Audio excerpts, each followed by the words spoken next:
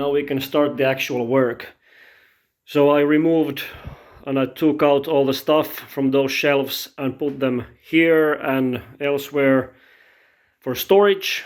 And we start now by removing these shelves, or maybe this upper one I will keep for now, but we remove this one and then we start dismantling this cupboard system to clear space for the darkroom area.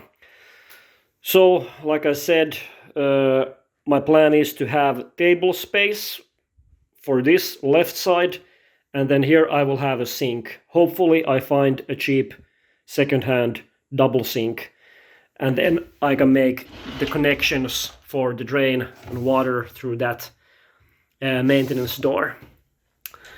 So this is still full of crap, full of stuff, chemicals, wet plate stuff, holders, old plates, etc., etc.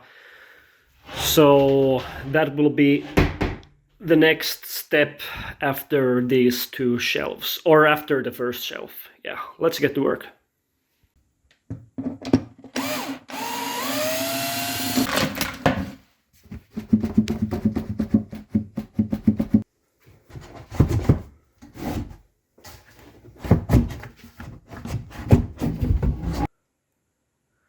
Yeah, looks better already. There's much more space opening up now into that corner. And I'm trying to keep all these old screws so I can use them later when I build a table and sink. So some idiot has previously secured the shelves to the walls with some crazy structural super glue. It will take some time to get all this crap off the walls. So now next step, empty all this shit out of the cupboard and start dismantling this.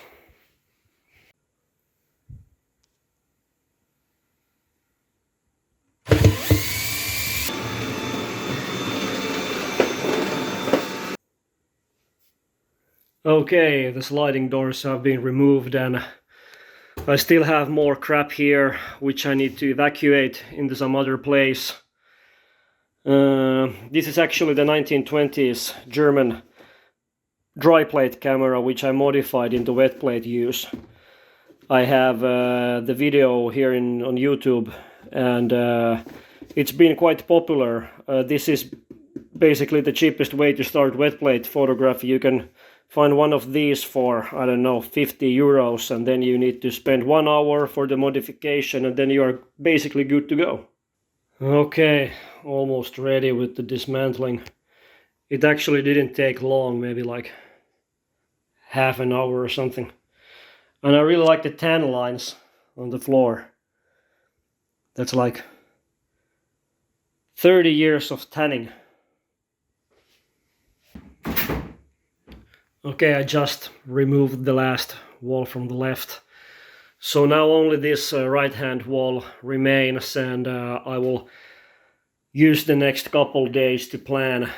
I need to peek inside, check what's the construction like, and then use a couple days to make a plan about how to solve this wall, because I need to leave this access door, and then I will get the water and drain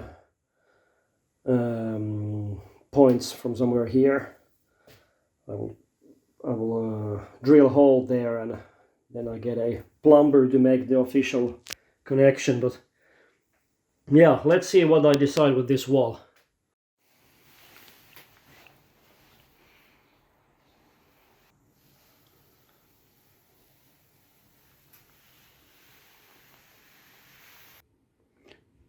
I have actually never done this on a wood panel before, but I think it's good enough after sanding and after painting. Let's hope for the best. Okay, yeah, like you saw there, I cut the extra 10 centimeters away from this wall piece and then put it back here. and I used some basic stuff to cover these holes, and now I'm doing some sanding, get off the residues, and then after that I bought this corner trim. So after doing the sanding, I will glue this corner trim, the cheapest plastic trim I could find. I will glue this here, and then it's time to paint. The room is now painted everywhere, the ceiling, the pipes, the walls, everything is completed, and now the next step is to fabricate the table. I have made some simple calculations and ideas about the measurements.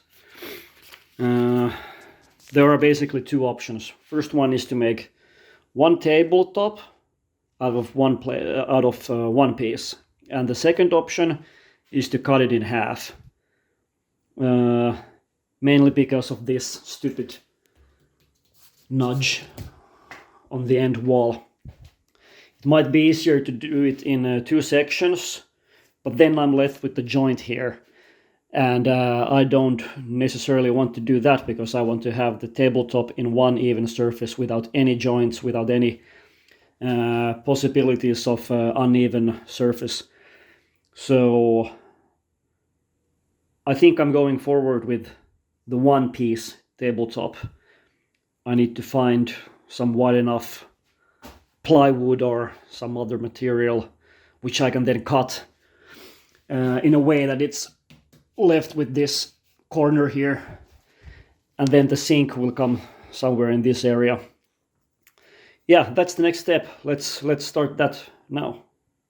Yes, all right. So now after painting, we have the next step on our hands, and that is fabricating the table. So like you can see now, I'm going to make the table from two sections. So the left section and the right section. That will just be easier for my skills and for my knowledge. These are cut in the size already, and then my legs will be from this kind of plank, and then I will have adjustable screw legs in each leg. I will have 6 legs total, so 2 here, 2 in the middle where the two table sections will meet, and then 2 in the right. I just measured that the legs need to be 80 centimeters high, and that will then allow me to do around 85 centimeter high tabletop with the adjustable legs, and that feels comfortable enough for me, so that's what I'm going for.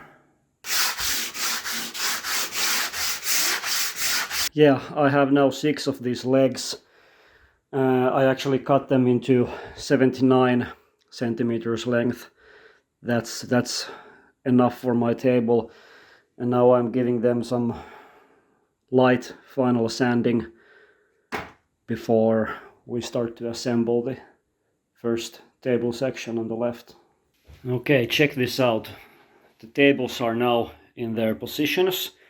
I just had to sand 1 or 2 millimeters away from this corner here, so that this side would squeeze in nicely here. As you can see, I'm now left with this gap here,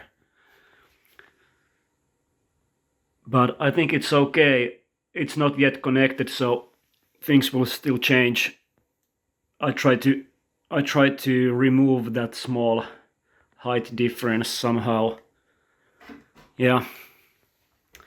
So one more thing I need to do before I can start screwing the legs to the tables, and that's adding one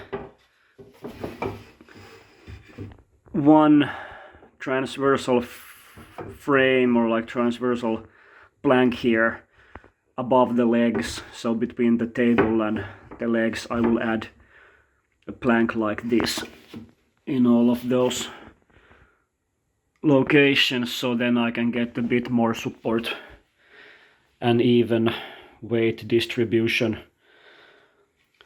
I have some waste wood available, so I will use that, and soon we can start screwing these pieces together.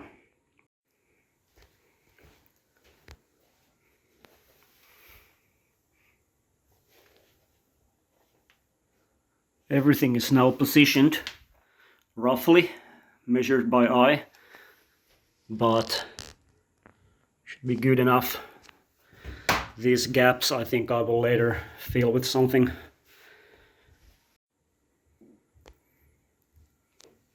Okay, it's progressing nicely.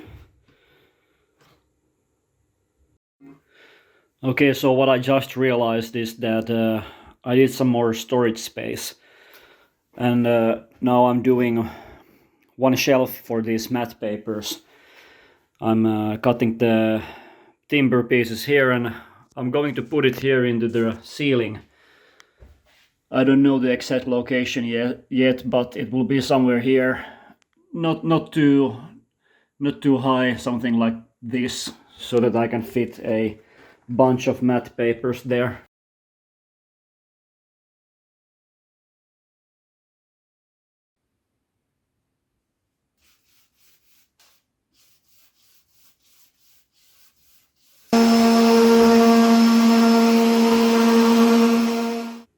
Okay, the lights are now installed, everything in the correct positions, in the correct locations.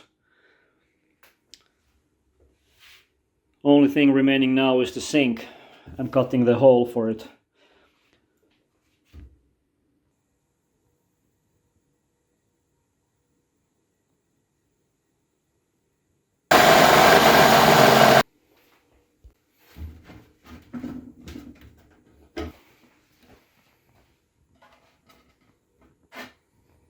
I used this cheapest blackout cloth from Temu to shut the windows in this room. It's very efficient. No matter if it's a hot sunny summer day outside, absolutely no sunshine is passing this cloth.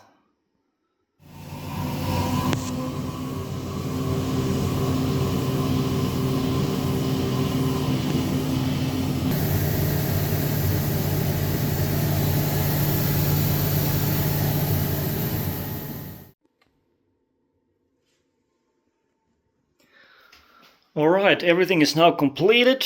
I have the water connection made by an official plumber, and then I have the self-made drain connection there. And